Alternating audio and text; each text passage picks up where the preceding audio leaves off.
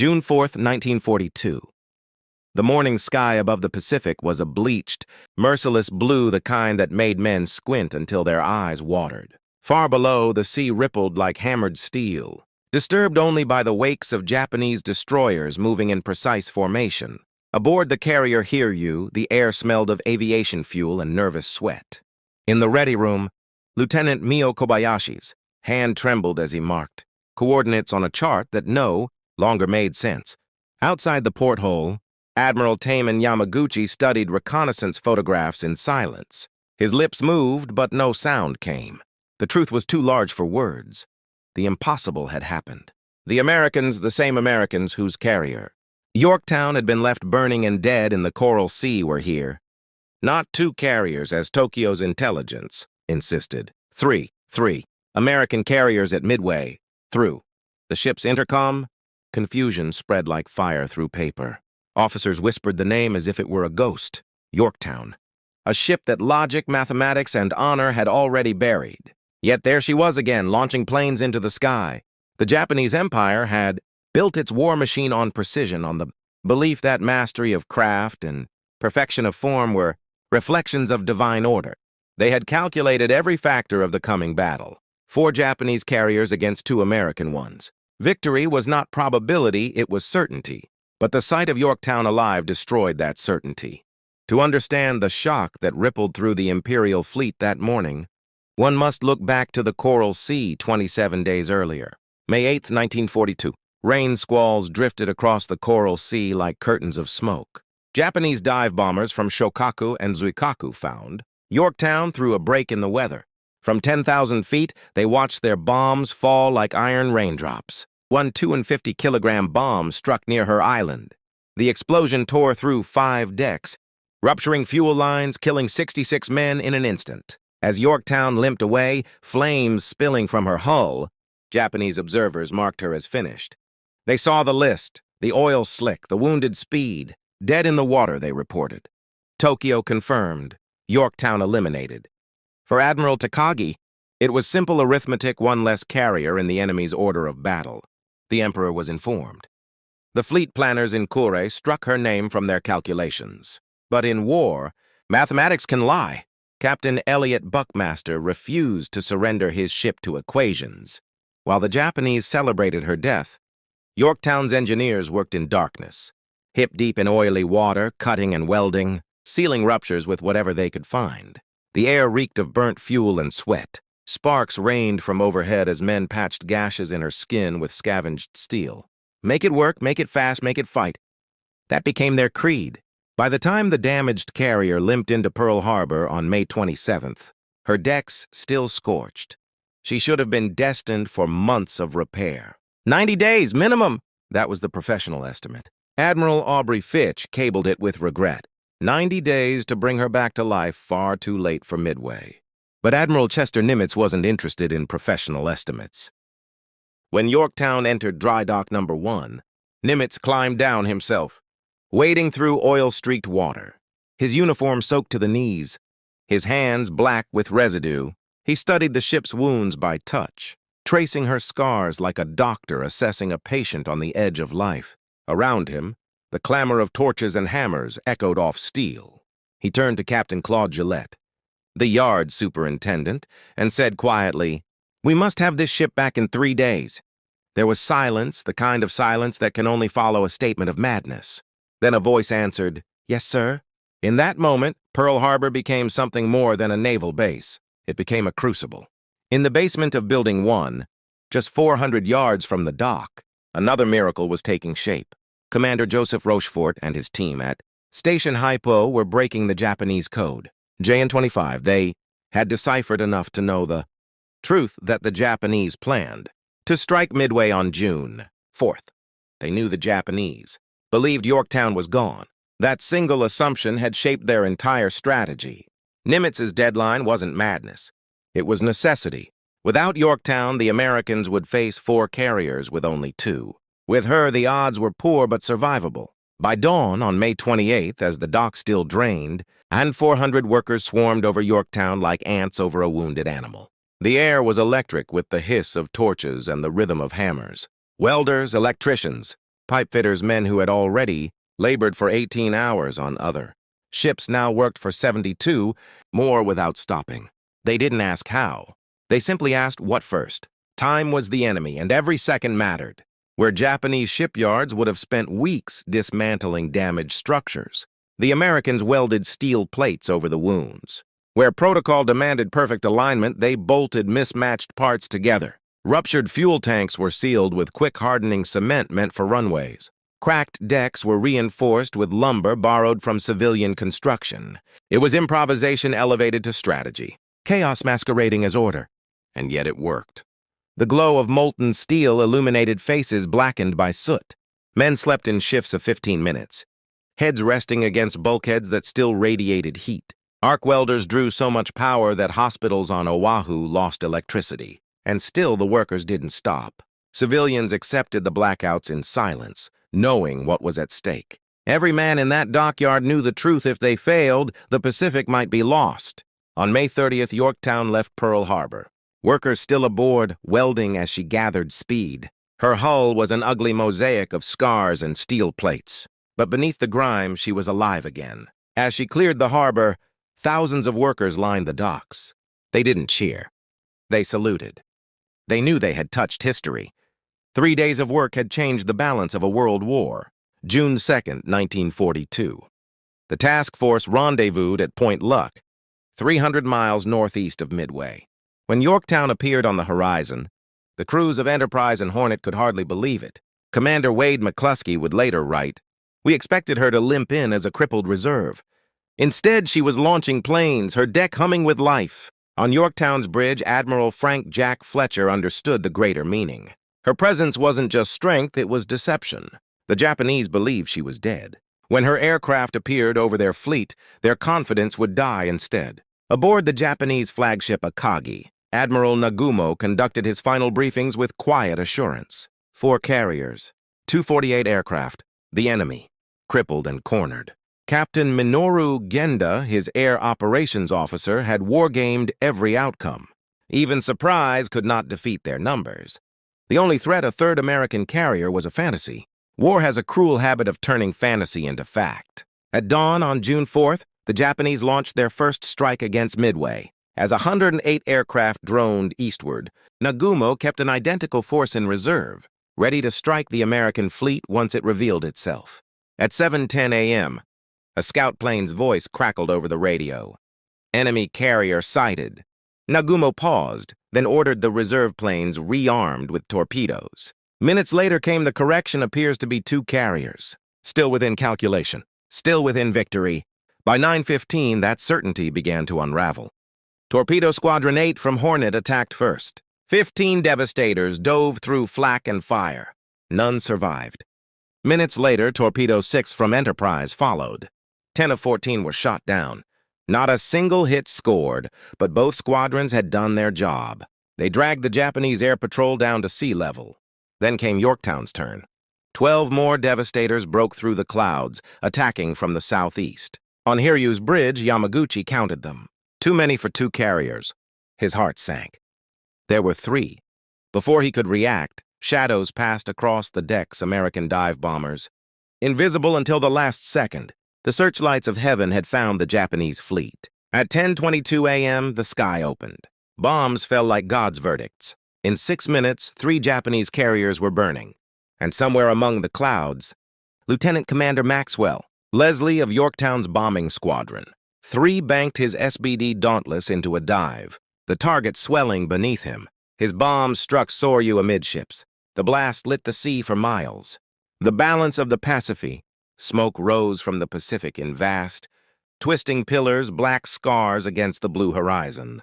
The Japanese carrier force, once the pride of the empire, was now 3 ships burning in silence: Akagi, Kaga, and Soryu, each one a floating city reduced to a pyre. For Admiral Chuichi Nagumo, the architect of Pearl Harbor, it was as if divine justice had come full circle. He stood motionless on the bridge of Akagi, the heat of the fires below searing through the deck. "How?" he whispered. "How could they have found us?" The answer came not from the gods, but from the cryptologists of Station HYPO, and from a ship that wasn't supposed to exist, while 3 of his carriers burned. Admiral Tamon Yamaguchi aboard Hiryu refused to accept defeat. His ship remained untouched, her flight deck immaculate, her crews calm and ready. If the battle had turned into chaos, Yamaguchi would shape that chaos into vengeance. "Prepare to launch," he ordered. "Target, the enemy carrier Yorktown." At 10:45 a.m., Hiryu's first wave lifted into the sky 18 dive. Bombers and 6 Zeros. The aircraft climbed through thin, high clouds, the sun glinting off their canopies like shards of glass. Below them, the sea was littered with the wreckage of Japan's naval dream.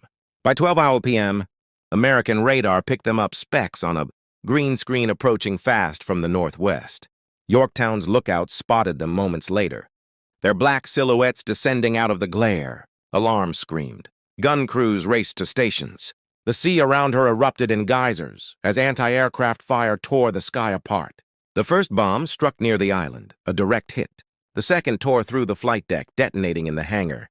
The shock threw men from ladders and tore open bulkheads. Fire rolled through the passageways, swallowing fuel lines, eating the ship alive from within. On the bridge, Admiral Frank Jack Fletcher gripped the rail as Yorktown listed hard to port. "Hold her steady!" he shouted. His voice was drowned out by the roar of burning aviation fuel. Within minutes, power failed. The carrier drifted, dead in the water again. For the second time in a month, Yorktown had been struck down. But like before, she refused to die. Damage control teams fought the inferno with hoses that sputtered and steamed. Men crawled through smoke-filled compartments, closing hatches, cutting off oxygen to starve the flames. By 1:40 p.m., they had done the impossible. The fires were out, the list corrected. Yorktown was alive again.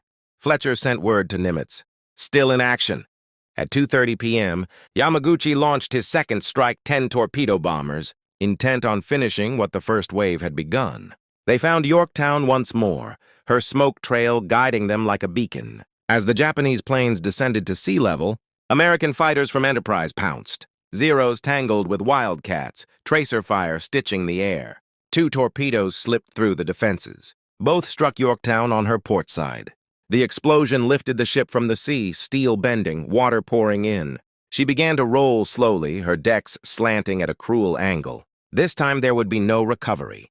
Captain Elliot Buckmaster gave the order he had hoped never to repeat. Abandon ship. The sea around Yorktown filled with lifeboats, rafts, and debris. Men clung to anything that floated, life vests, planks, even toolboxes. The ship that had risen from the dead now drifted like a dying leviathan, her flag still flying. As the sun set over the Pacific, Admiral Yamaguchi received word that another American strike force had been launched, this time against Hiryu herself. He stood on the bridge, the horizon glowing red from the fires of his fallen comrades. He knew what was coming. At 5:01 p.m., the first Dauntless bombers appeared silhouettes against the dying light. Dive brakes opened with a scream like tearing metal. In moments, Hiryu was hit 4 times. Her decks blossomed into fire. The carrier shuddered as aviation fuel and munitions detonated below. Yamaguchi refused to leave his ship. When his officers begged him to evacuate, he shook his head. A man does not abandon his ship while she can still fight. At 8 p.m., with flames reaching the bridge, Yamaguchi turned to his aide, Lieutenant Tomeo Kaku, and said, "Let us die together." The 2 men bowed to one another, then vanished into the fire. By midnight, Hiryu was a blackened hulk. The sea that had carried Japan's might now bore only wreckage. In less than 6 hours, Japan had lost 4 carriers, 248 aircraft, and the irreplaceable veterans who had won at Pearl Harbor. The heart of the Imperial Navy, the Kido Butai, was gone. The Americans had lost 1 carrier, but they had gained something far greater, the initiative. Midway was not just a victory, it was the turning of the tide. For the first time, Japan's advance across the Pacific had been stopped. The hunters had become the hunted. When Yorktown finally slipped beneath the waves on June 7th, her flag was still visible above the water, a final salute to the men who had refused to give up, to the ship that had defied death twice in a single month. The Japanese sailors who watched her sink from afar could not comprehend it. To them, such resilience bordered on the supernatural. To the Americans, it was something simpler, a reflection of will.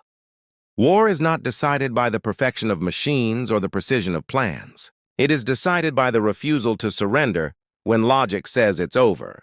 And in that summer of 1942, on a patch of ocean no wider than a nation's hope, a single ship proved that will could. June 8, 1942. The Pacific was calm again, unnaturally calm. The smoke that had hung over the ocean for days was gone, replaced by a vast, silent emptiness. On the horizon, only a few oil slicks shimmered where once the proud Kido Butai had ruled the waves. The world's most powerful carrier force had vanished beneath the sea. Remember Midway? Across the ocean, Japan entered a silence it could not escape. The loss of 4 carriers forced the Imperial Navy into defensive war for the first time. The men who had once fought with the precision of swordsmen were now scrambling to fill their ranks with half-trained recruits. And yet, for all the loss, for all the death and ruin, there was still dignity even in defeat. Admiral Yamaguchi's final words became legend among sailors. "Let us die together." To his men, it was a symbol of honor. To history, it was a warning about the price of blind loyalty.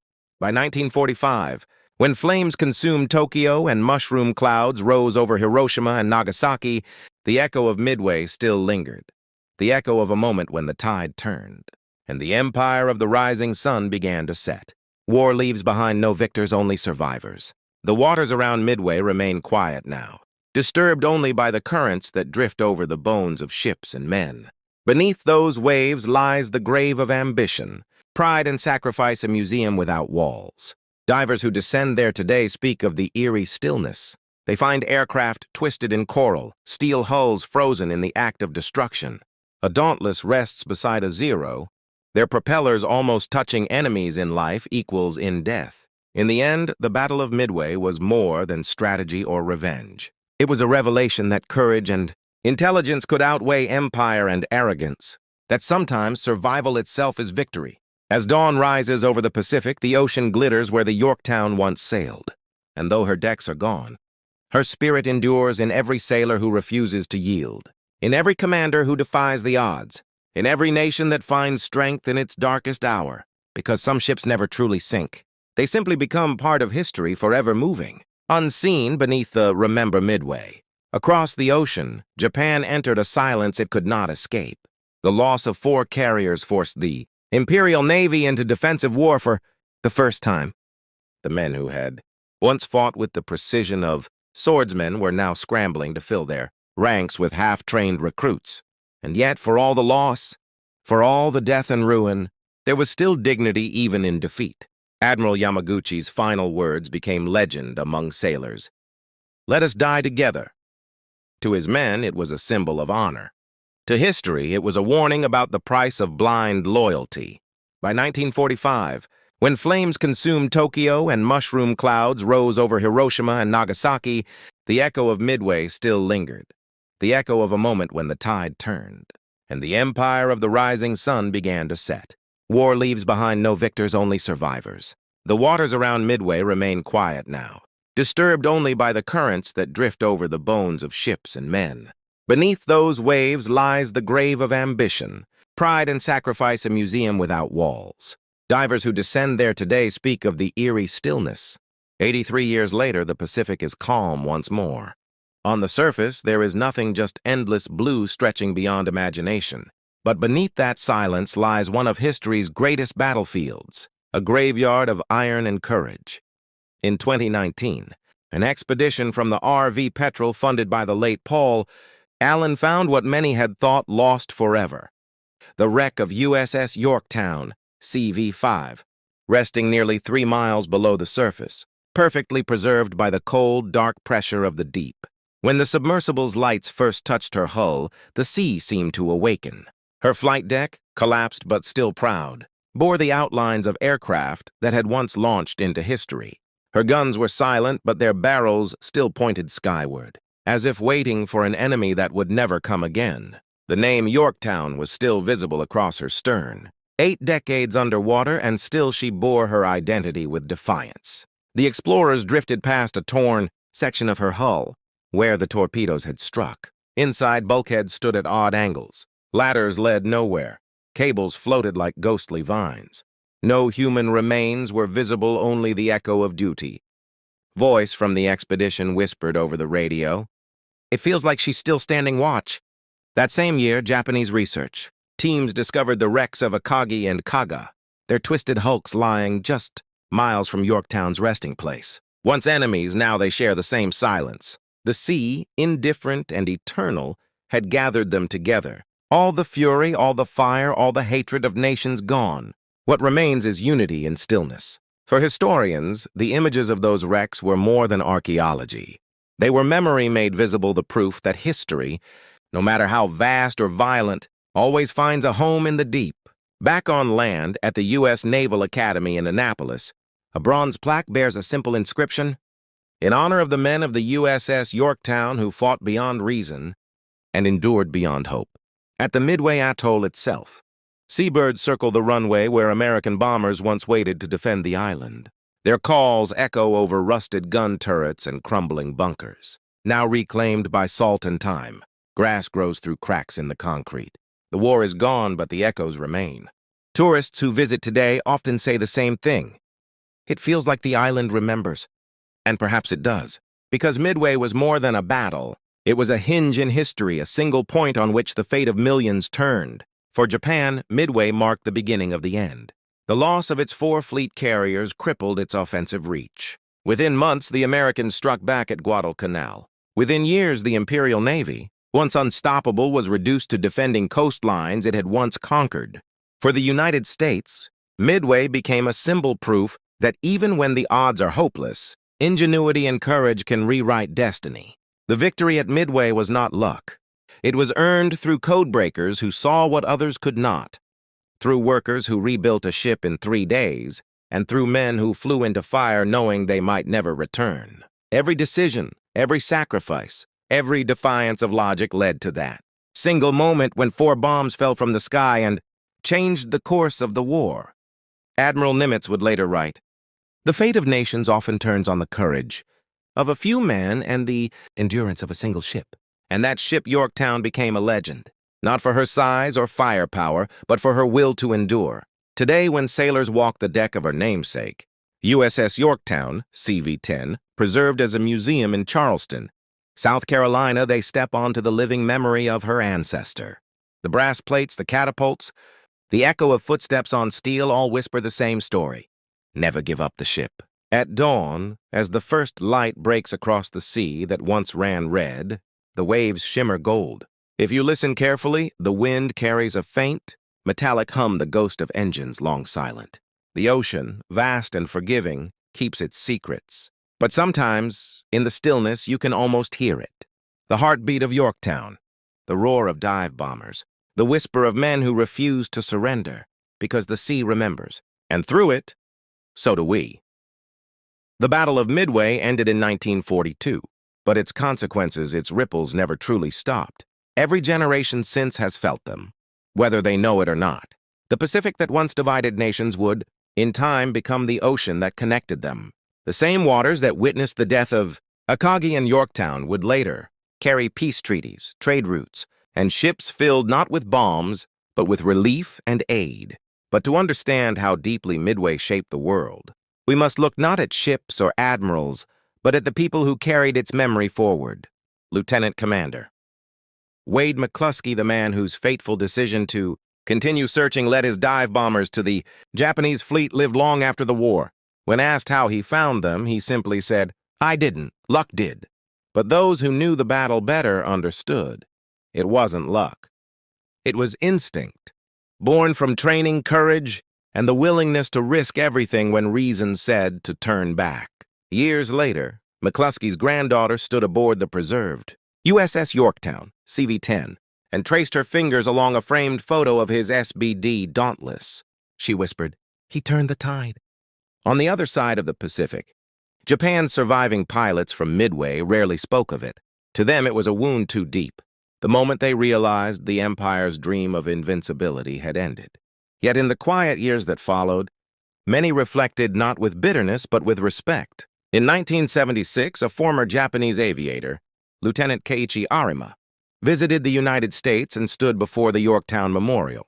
He bowed deeply, placed a white chrysanthemum at its base, and said in broken English, "We were enemies, but we were all young, and we all believed we were. Protecting our homes, that moment brief and unseen by most, said more about the legacy of Midway than any book or monument ever could. History remembers Midway as a clash of machines and nations, but it was, above all, a clash of human wills of two sides driven by faith in their cause, meeting in a storm of steel and fire. Every ship that sank carried hundreds of stories that ended together, stories of fear, of bravery, of duty. And yet, out of that destruction rose an understanding that shaped the post-war world. That strength without wisdom leads only to ruin, and that even the greatest powers can fall in a single morning. By 1945, the lessons of Midway had rewritten how wars were fought. Air power, once an experiment, had become the deciding force of modern conflict. Carriers, those floating fortresses once thought too vulnerable, now ruled the seas.